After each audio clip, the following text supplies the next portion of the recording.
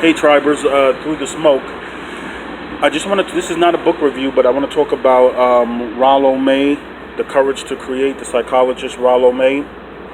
And Grant Cardone once was talking about how you don't even have to read a book and you can be inspired, right? So he was in an airport and saw a book that the name was Build Your Real Estate Empire. And he wanted to build a real estate empire, but he never articulated that in that way. So this is not a book review of The Courage to Create by Rollo May. I just want to talk about how just the name alone, The Courage to Create, and how, you know, in Think and Grow Rich, they talk about the guy during the Depression who had a lumber business and his business was growing and growing. I didn't know, Earl Nightingale. Every night he came home and sat down and thought about where is his business going to be in 10 years.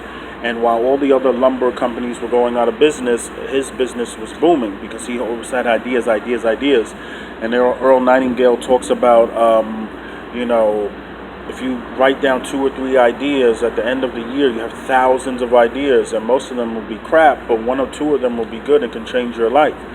Napoleon Hill, ideas are things. You write it down on the paper and now it exists. And if you have an idea and you make a website, now it exists and billions of people can come to it, right?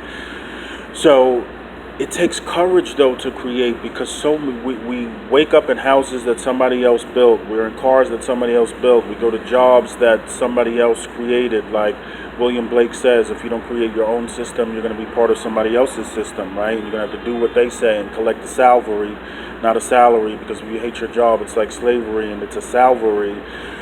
So you have to be creative, and we live in an age now where I remember my friend Russell and I were on the south side of Tompkins Square Park in the East Village, and this is around 94, 95. The internet was new, relatively speaking, right? And I said, what's this whole internet thing about? He said, it's for creative people. And I said, creative people? You know, like, that's me. But creative people have to take action. So I remember one time I was in college. I was with Jennifer, my great friend Jen, and we were in a gallery and the art sucked. I said, Jen, this art sucks. And she said something I'll never forget. She said, Tommy, yes, the art sucks. But the people whose art this is, they have their shit together. Like, they take an action.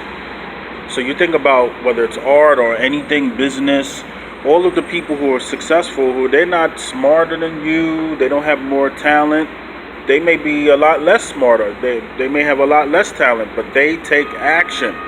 And that is the difference. They are creative, they come up with ideas, they try the ideas.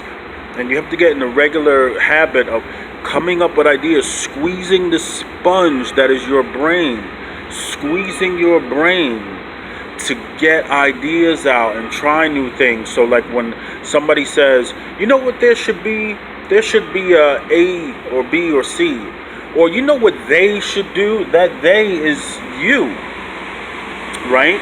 So it's like in success and motivational speaking, there's all of these people out there for over 100 years. We could go back to the Transcendentalists, right? Emerson and Thoreau, you know, go confidently in the direction of your dreams. It's like, what is THOMASLARMSTEAD going to bring to this? Well, I have my own experience. Growing up in the South Bronx, going away to a private school, going to different colleges. Dropping out of one college wasn't good enough for me. I had to drop out of 2, right?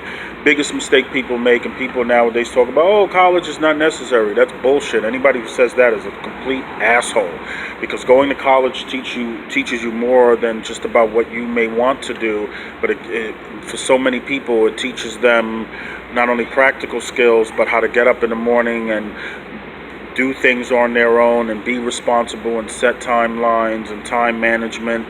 It's just a great experience, and anybody who says it's not, they say, oh, Zuckerberg and Gates. Yeah, but they went to high school so good that they went to Harvard, right? You drop out of Harvard, okay, you probably have a network of people and a family that's going to take care of you if you fall flat on your face anyway, right?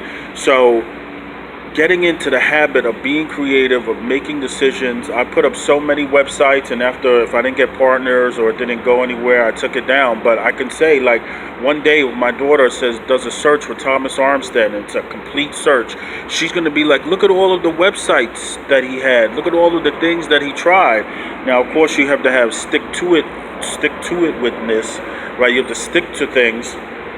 But at the same time, try it, bring it as far as possible, and if it doesn't work out, you're banging your head against the wall, that's okay, but at least you tried. So, big shout out, check out the book Rollo May, The Courage to Create, and getting the habit of being creative, coming up with ideas, doing the research, putting up the sites, getting the intellectual property, and going for the gusto.